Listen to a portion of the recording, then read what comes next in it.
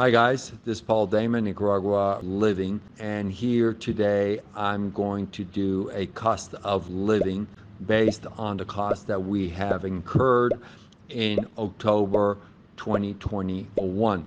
And we're going to compare this to this year, June 2021. That way you can see what has been some of the changes as we live here in Nicaragua. Okay, so the first thing you will see is the cost of living sheet for home services. That's basically what I call home services, being the internet, cable, electricity, and water. Always keep in mind that we actually own our home and live outside of Granada. That should help you also understand some of our costs versus other people. You'll see some declines. The internet is the same number because it's dollarized. The rest is all in Cordova, and therefore the Cordova changed from 35 to 35.2 per dollar. That is why you see some small variations in the cable, electricity, and water. So one other thing that you have to realize that in this section, we did not put a rental, we did not put anything of that, because that's, for us, we look at it differently. So one of the things that you need to keep in mind, we do not use air conditioning, even though we have 5 air conditioning units in the home. We have 4 refrigerators, and we use common appliances, let's say fans in the rooms. We use computers. We use several computers, since sometimes we work from home. And we also have a pump that pumps the water to the house. So those are some of the things you got to keep in mind when you look at electrical costs in Nicaragua. So let's talk about some of the expenses that we relate to the house. One is our cuidador. As you can see, it's been pretty much constant.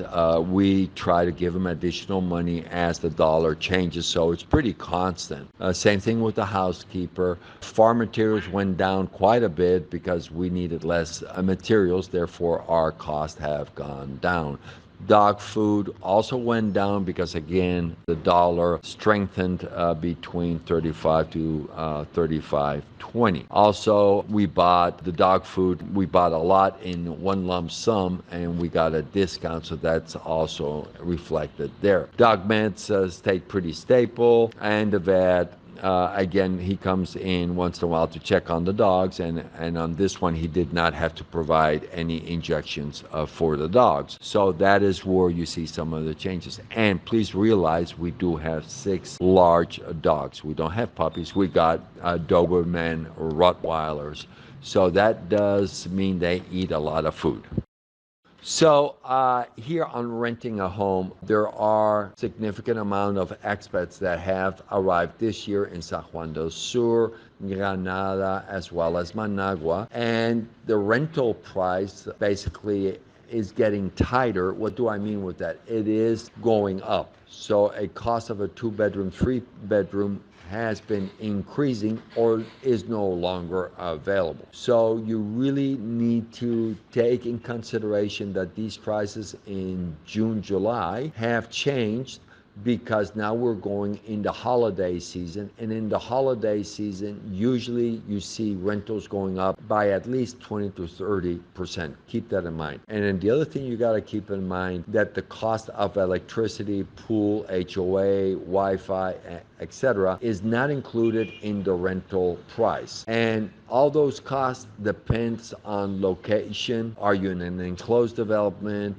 Does it come with pool? Does it come with security? So all those things are additional items that once in a while is included in the price, but most of the time it's not included in the basic rental price. So keep that in mind. Okay, so we have now come to the slide for food. One thing to really keep in mind, we were sick for 2 weeks in the month of October, and therefore our costs in groceries, as well as going out to restaurants, snacks, and all that stuff really came down significantly. So yeah, what else can I say? Our prices went down due to our needs came down. I really didn't eat that much. I think on average I was eating maybe 1 meal a day. I had no desire to eat. So that's why I also lost some poundage.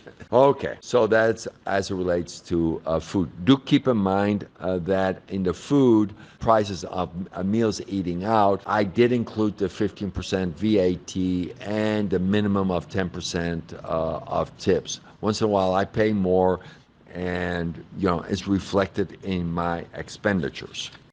Okay guys, so here we're coming to the medical costs that we had in October. Basically what you will see in the June video, we just gave you some outlines of costs, but we did not have those services. What we do have is prescriptions that I have to take of various items like acid, reducer, Lipitor, etc. I do buy most of my medicine in the US by using the GoodRx app because I can save, well, on average $15 for my needs per acid reducer as well as Lipitor.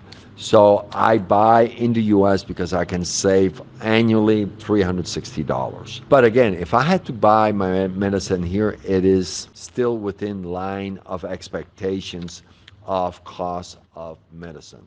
Because the GoodRx app is just something that is just giving me an extra discount.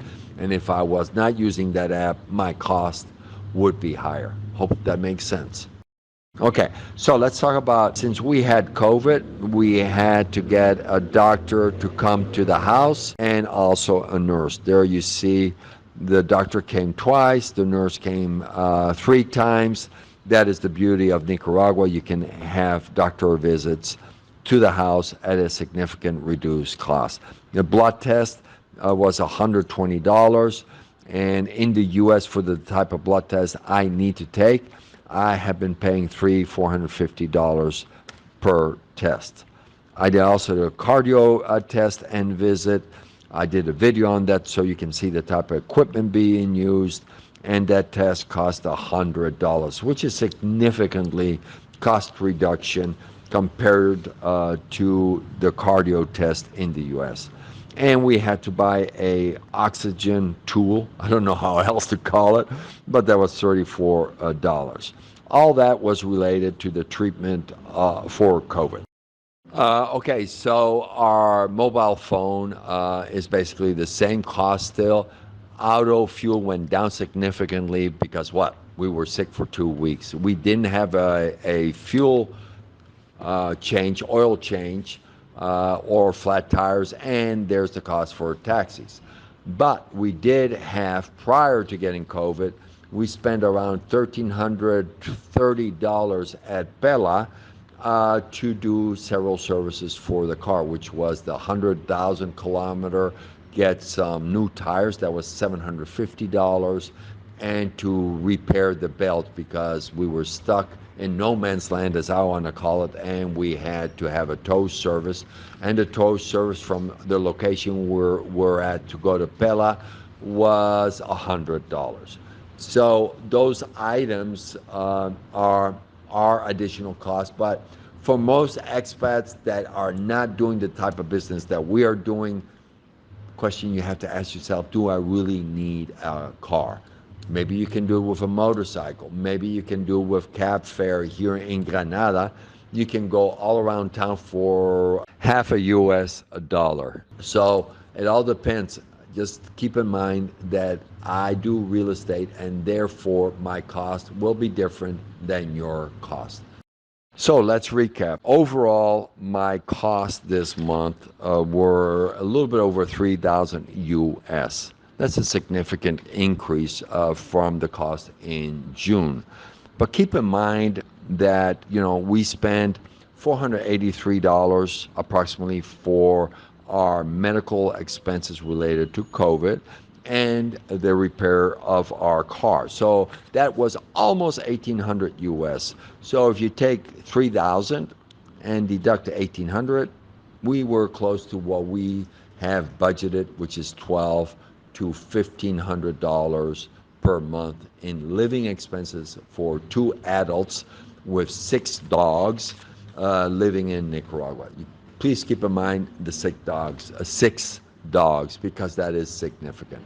Okay, everybody, I hope that this video gives you a feeling on the cost of living that we incurred, which everybody's going to be different. Again, we don't use air conditioning.